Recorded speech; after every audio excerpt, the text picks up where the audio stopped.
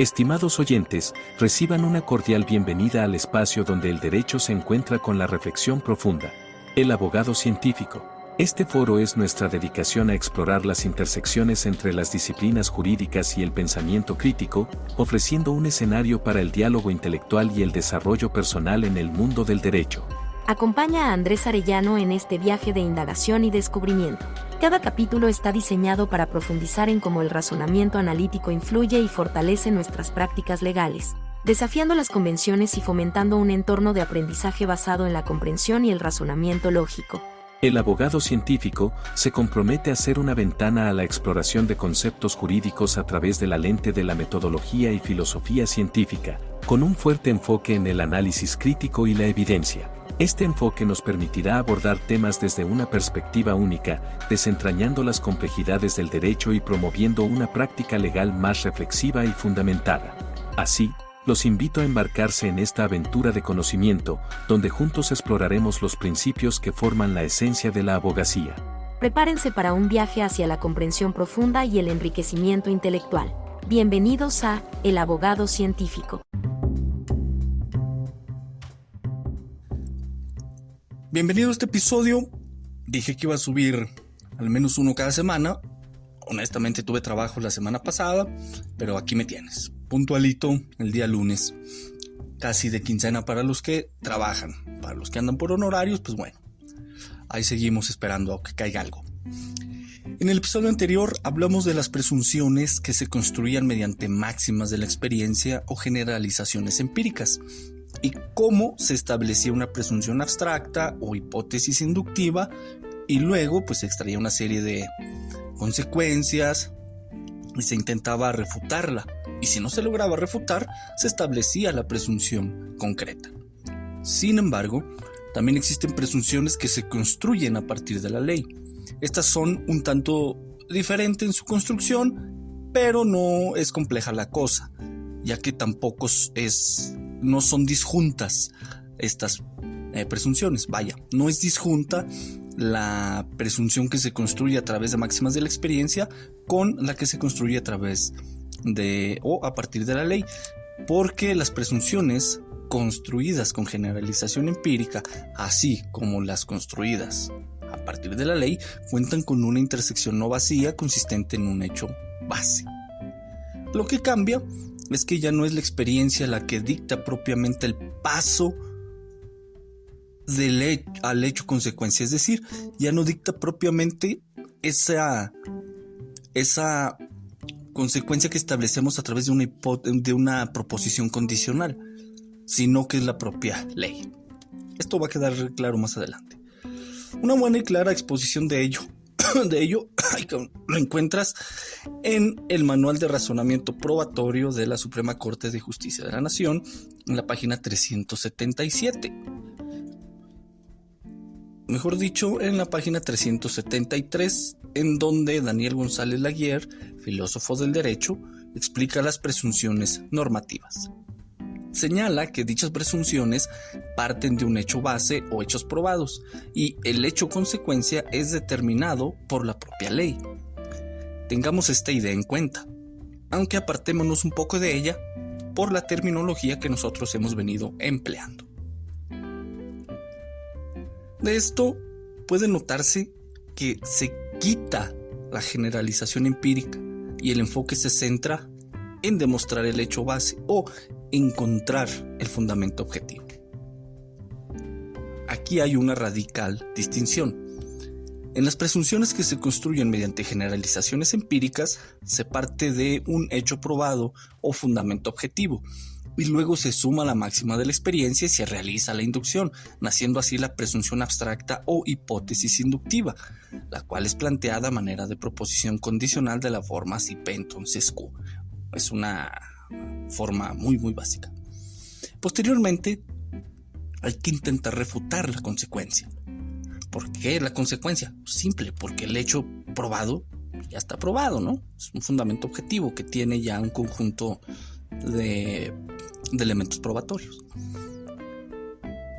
Si esta hipótesis inductiva o presunción abstracta no es refutada, entonces podemos confiar en la solidez probatoria de dicha presunción abstracta o hipótesis inductiva y así dar el paso a una presunción concreta o hipótesis no refutada que contiene lógica y fundamentos objetivos que la vuelven razonable y probable y por tanto formará parte del caudal probatorio con el que se va a condenar o absolver a una persona.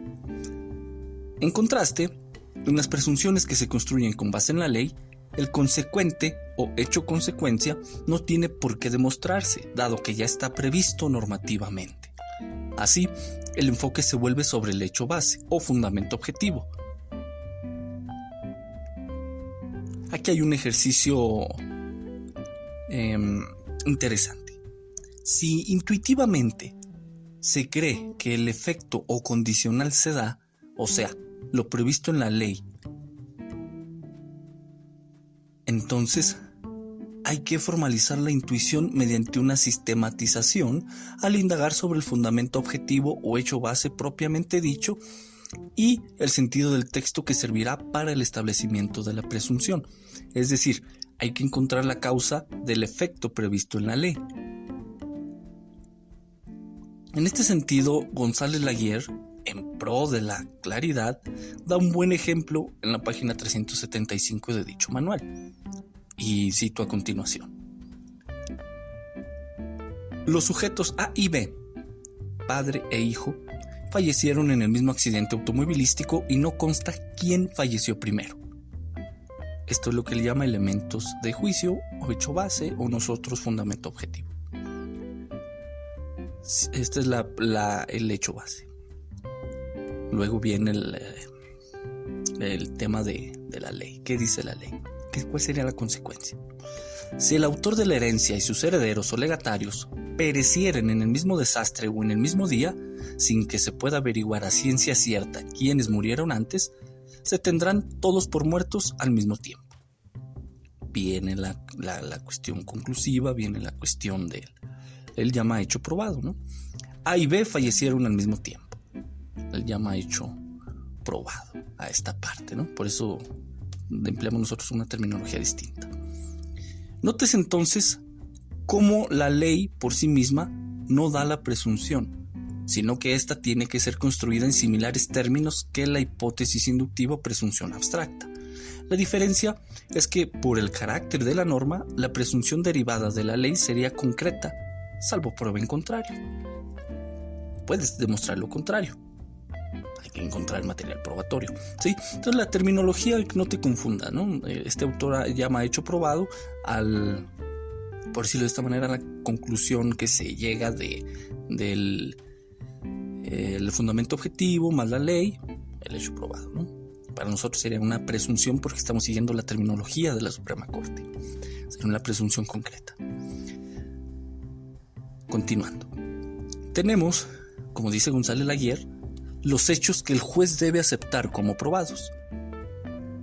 En otras palabras, esos hechos sustituyen la máxima de la experiencia. De ahí que si los hechos base o fundamentos objetivos son condición suficiente, entonces se suma a la consecuencia que indica la ley y se extraen las consecuencias y se llega a la presunción concreta. Otro ejemplo un poco más complejo, pero que va a ser útil. La víctima ingresó con un arma de fuego al domicilio del imputado y éste le disparó con un arma de fuego hiriéndolo en el estómago. Este sería nuestro hecho base o fundamento objetivo. La base probatoria, suponiendo, sería la declaración del imputado, un testigo que escuchó disparos, el informe de balística, la pericial del arma de fuego, el procesamiento del lugar, etc. Ahí tenemos las pruebas que fundamentan el hecho base, que nos dan ese fundamento objetivo. Luego, dice la ley, en el artículo 13, apartado B, fracción 2 del Código Penal de Zacatecas. Se presumirá que concurren los requisitos de legítima defensa respecto de aquel que cause un daño a quien se ha encontrado en el lugar en circunstancias tales que revelen la posibilidad de una agresión. Y viene la cuestión conclusiva, la presunción. Si la víctima ingresó con un arma de fuego al domicilio del imputado, entonces pretendía agredirlo. Por lo tanto, el imputado le disparó en legítima defensa. Esta es compleja, esta forma de razonamiento a la que hemos llegado es compleja porque la redacción completa del artículo señalado es amplia y hay que estructurar una proposición acorde a las reglas de la sintaxis previstas en la gramática. De ahí que previo al establecimiento de la presunción sea necesario realizar una interpretación lógico-gramatical del texto del artículo para identificar la justificación que le subyace a la presunción de legítima defensa, porque maneja varios supuestos. Este tópico también es analizado jurisprudencialmente, en el sentido de la presunción de legítima defensa. De ahí que si quieres una explicación más amplia puedes ir al Semanario Judicial de la Federación y teclear legítima defensa. Te van a salir varias tesis. Nótese cómo esta presunción a la que hemos llegado, esta presunción que hemos construido a partir de la ley, tiene la forma condicional, ¿sí? De si P entonces Q. ¿Y cómo lo hacemos? Si la víctima ingresó con un arma de fuego al domicilio del imputado, esta sería P, entonces ahí está el condicional, pretendía agredirlo, ahí tenemos Q. Luego esto tenemos que encerrarlo en unos corchetes y nos serviría nuevamente de premisa, ¿sí? Y por lo tanto sería otra vez el condicional. Y a qué le disparó en legítima defensa sería, por ejemplo, la R, ¿no? Y seguimos teniendo este carácter condicional y por esto mismo tiene una estructura un poco más compleja que algunas otras que hemos manejado. Ahora bien, algo que noté ausente en el manual de razonamiento probatorio y que abre una línea nueva de reflexión es el impacto de la perspectiva de género en la construcción de las presunciones. La perspectiva de género es un método analítico, de ahí que pueda ser aplicable al análisis o descomposición de una presunción. Recordemos que además la perspectiva de género está buscando establecerse como un paradigma, o sea, unos anteojos con los que habremos de mirar, ¿no?, e interpretar los hechos en su contexto y incluidas las pruebas. En relación a esto último, ¿qué impacto crees que tenga la perspectiva de género en la construcción de las presunciones? ¿Impacta en las máximas de la experiencia? ¿Impacta en el texto normativo? Evidentemente sí. Ahora, ¿cómo trasciende el resultado del fallo una presunción basada en un estereotipo o prejuicio de género? Un punto de partida para la reflexión a estos problemas es la tesis de jurisprudencia número 201-1430 de rubro Acceso a la justicia en condiciones de igualdad, elementos para juzgar con perspectiva de género. En esta jurisprudencia, que es de la Suprema Corte directamente, en concreto se señala que se deben cuestionar los hechos y valorar las pruebas desechando cualquier estereotipo o prejuicio de género, a fin de visualizar las situaciones de desventaja provocadas por las condiciones de sexo o género. Entonces la clave está aquí, valorar las pruebas desechando cualquier estereotipo o prejuicio de género. De lo anterior se sigue que la construcción y análisis de una presunción tanto empírica como normativa ha de penetrar en lo siguiente, ¿sí? O sea, construcción y análisis de una presunción. Estas son palabras clave. Esta presunción construida con una máxima de la experiencia o con el carácter normativo, con la ley, hay que tener en cuenta lo siguiente, porque llega a penetrar al análisis del hecho base o fundamento objetivo para determinar si existe o no algún estereotipo o prejuicio de género en ese hecho base. También hay que analizar la ley para determinar si el texto normativo y la consecuencia en él prevista y que se desprende una vez que las razonamos con el hecho base es neutra o implica un estereotipo o prejuicio de género. Aquí la cosa es un poco más compleja porque el análisis de la ley necesitamos comprender si la ley en su redacción es neutra o trae implícito algún vocablo que nos evoque algún concepto de estereotipo o prejuicio de género. Y es complejo porque hay varias formas de interpretación y según la que escojas te va a dar determinado entendimiento, ¿sí? Lógico-gramatical, teleológica, sistemática, histórica, teleológica. o literal. Bueno, está literal, pues, o sea, no, como que no es muy útil en estos casos. Sin embargo, aquí está la cuestión, ¿sí? Si es neutra, bueno, ya pasó este filtro. ¿Qué pasa?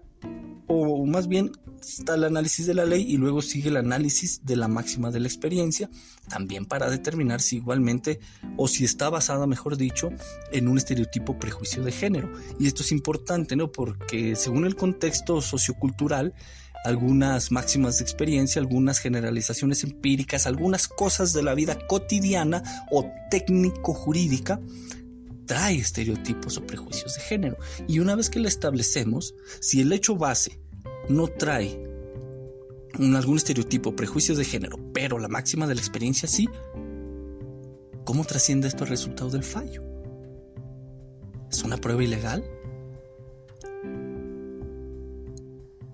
Esta es la cuestión interesante de esto. Ahí te lo dejo sobre la mesa.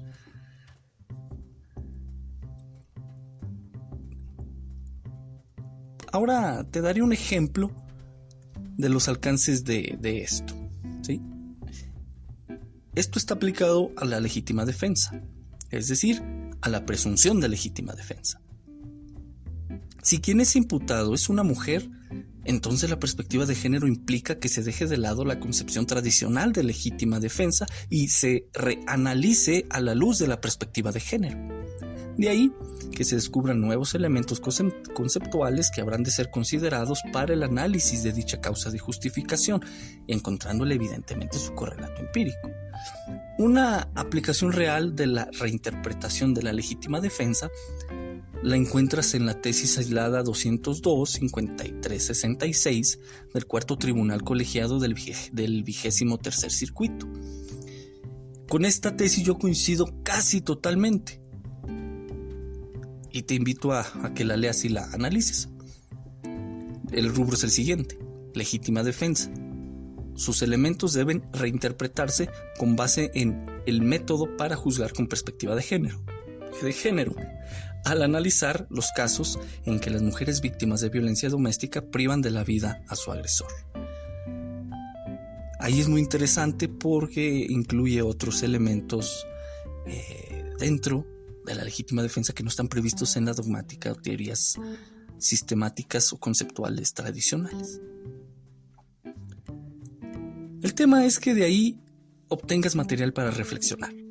Luego, encuentres un caso en donde aplique la perspectiva de género y legítima defensa y apliques esas conclusiones a las que arribaste, a esas hipótesis que has construido, y posterior a ello compartes tus resultados y tu evidente teoría del caso.